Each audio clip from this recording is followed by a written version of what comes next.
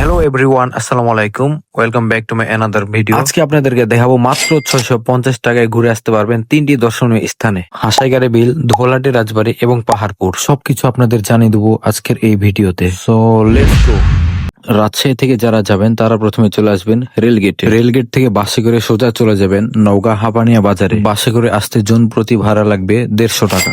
হাপানিয়া বাজার থেকে হাসাইগারে বিল যেতে প্রথমে পড়বে ধুবলহাটি রাজবাড়ি। বাজার থেকে ধুবলহাটি যেতে ভ্যান ভাড়া লাগবে জন প্রতি 25 টাকা।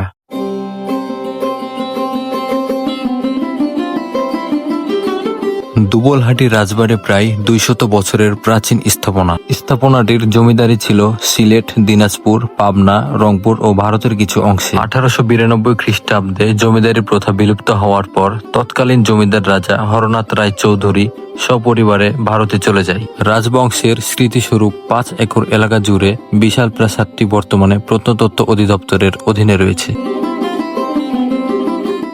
ধুবলহাটি রাজবাড়ি থেকে এই পাশের রাস্তা দিয়ে সোজা চলে যাবেন হাসাইগারে বিল। হাসাইগারে বিলে যেতে জন প্রতি ভ্যান ভাড়া লাগবে 15 টাকা। গ্রাম বাংলার নৈসর্গিক প্রকৃতি উপভোগ করতে করতে বসে যাবেন বিলের মধ্যে। এটাই হচ্ছে সেই ভাইরাল হাসাইগারে বিল, আর এটা হচ্ছে বিলের একমাত্র বিল ভিউ রেস্টুরেন্ট। এখানে বিলে নৌকায় বেড়ানোর জন্য অনেক নৌকা ভাড়া পাওয়া যায়, তবে আপনারা সবসময় অবশ্যই নৌকার ভাড়া মিটিয়ে নিয়ে উঠবেন। নৌকার ভাড়াটা আর বললাম না, কারণ বিভিন্ন জন বিভিন্ন রকম ভাড়া চাই, তো আপনারা যার কাছ থেকে যেভাবে ভাড়া মিটিয়ে নিতে পারেন।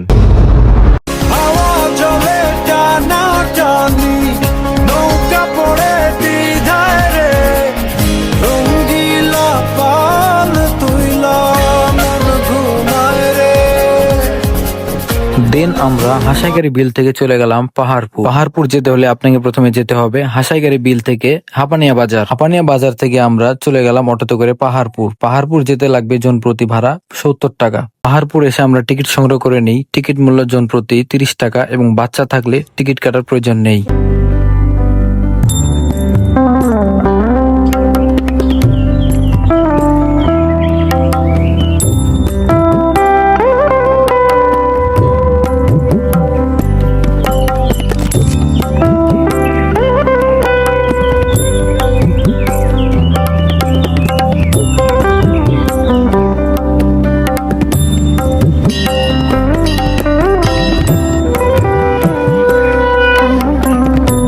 এখানে যেগুলো খোপ খোপ দেখতে পাচ্ছেন, এগুলো প্রতিটি ছিল ভিক্ষুকদের থাকার সেল, যা ক্রমের বর্তমানে মাটির নিচে চাপা পড়ে গেছে। আর অনেকেই জানেন না যে এই উঁচু স্তম্ভটি আসলে কি। এটি ছিল তাদের প্রধান উপাসনালয় মন্দির। প্রত্নতত্ত্ব অধিদপ্তর স্তম্ভটি সংরক্ষণ করার জন্য মন্দিরের মেন ফটক বন্ধ করে দিয়েছে, যার কারণে আমরা বুঝতে পারি না যে এটি কিসের স্তম্ভ ছিল।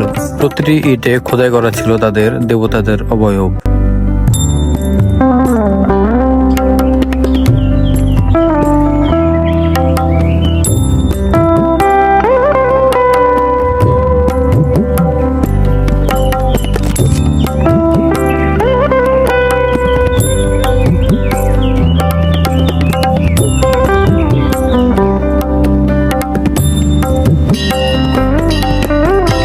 তো আজকের ভিডিও এই পর্যন্তই।